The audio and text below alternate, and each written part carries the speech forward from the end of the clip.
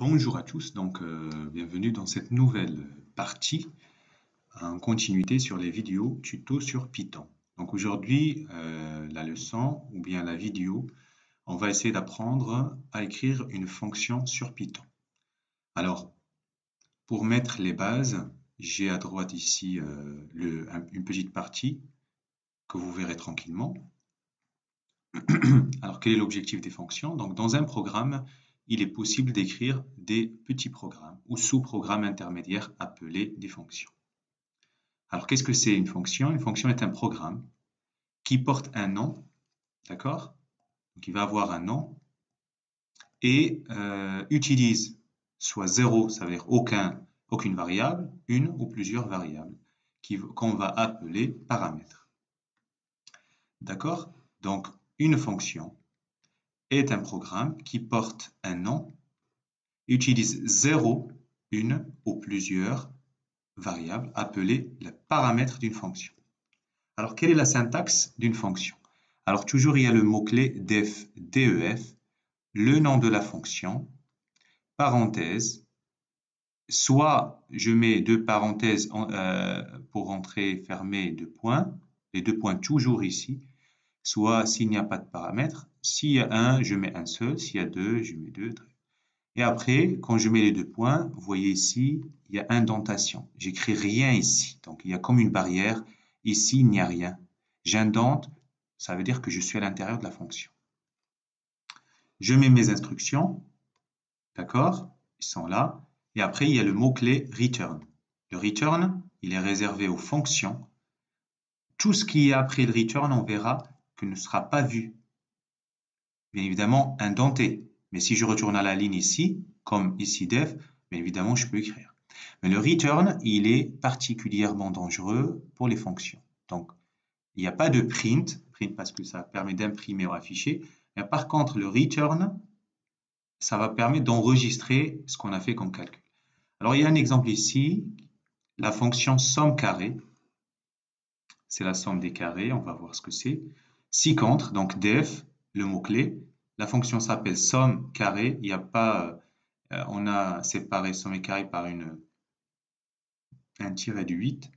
Parenthèse, il y a deux paramètres, A et B, et deux points. Regardez, c'est indenté.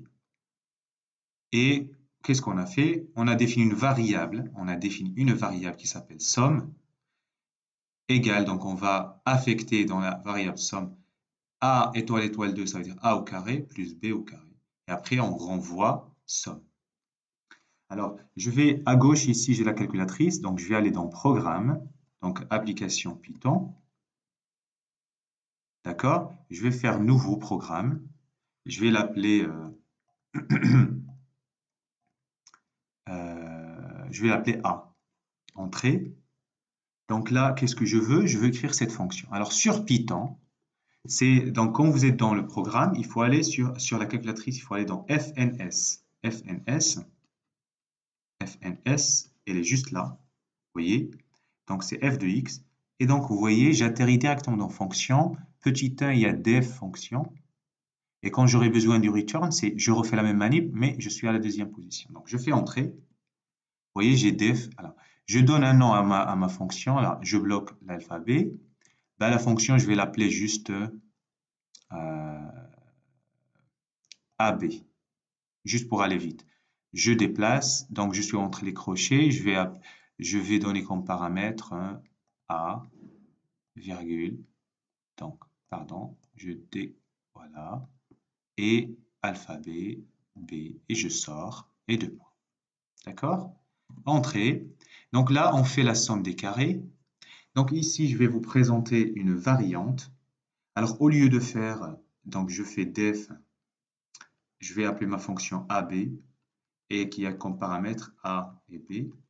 Alors, je pense que je prends un risque en prenant AB comme nom et les paramètres AB, mais AB comme somme, comme c'est un nom. Hein. Donc, ici, dans notre exercice, ils prennent somme qui fait A au carré plus B au carré, puis return somme. Mais moi, je vous dis qu'on peut faire directement comme ça. Return A étoile, étoile, 2 plus B étoile, étoile, 2. Alors, ça veut dire quoi? Ça veut dire que je n'ai pas de variable qui s'appelle somme et donc j'ai des données résultats. Alors, je reviens à gauche. Donc, j'ai besoin de return. Je vais dans FNS et c'est la deuxième entrée. Et là, je fais A, alphabet A, étoile. Donc, supprimer. Donc, j'ai déjà l'alphabet. Non, supprimer. Alphabet A.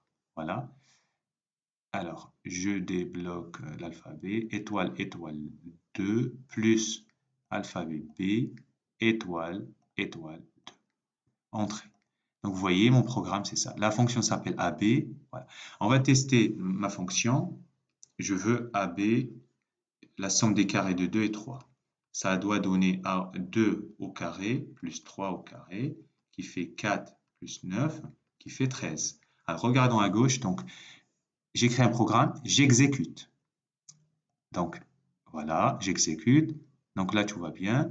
Donc, je vais faire A, B, parenthèse. Je lui donne 2,3. Je ferme la parenthèse. Entrée, j'ai bien 13. Je suis content. Et je reviens sur éditer pour que vous laissiez le programme. Voilà un exemple comment saisir une fonction. Alors, regardons un petit peu la leçon. Revenons ici. Remarque, vous avez des remarques ici. Ici, remarque. Si la fonction n'utilise aucun argument, donc je vais vous montrer un exemple. On note la fonction def, toujours def. Nom de la fonction est parenthèse vide, 2 points. OK? Le nom d'une fonction ne doit pas contenir d'espace. Les espaces peuvent être remplacés par des tirets. Voilà, avec le 8. Alors, je peux faire un exemple. Une fonction qui n'a pas de paramètres, elle va faire un calcul particulier. Alors juste, je regarde l'instruction return permet de renvoyer.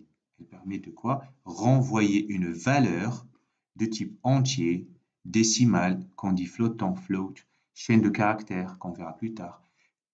Alors c'est ça la particularité, qui peut être réutilisée dans un autre programme ou bien une autre fonction même. Alors, regardez, et ça c'est à noter, elle interrompt le programme dès qu'elle s'est exécutée. Ça veut dire quoi? Si je reste indenté ici, regardez ici, si je reste indenté et que j'écris blablabla, Python il va exécuter tout ce qui est là et ce qui est après, indenté bien évidemment, ne va pas le voir.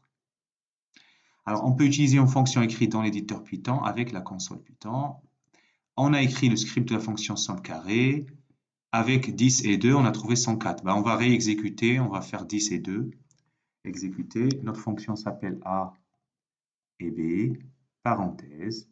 C'est 10,2. Je ferme la parenthèse. Entrée. J'ai bien 104. C'est exactement ce qu'ils ont dit. Donc, on verra les petits détails un peu plus tard. Voici, vous avez vu comment écrire une fonction Python à la calculatrice. La fonction FNS, c'est là où on cherche def et là on cherche le return. Et je vous souhaite bon courage.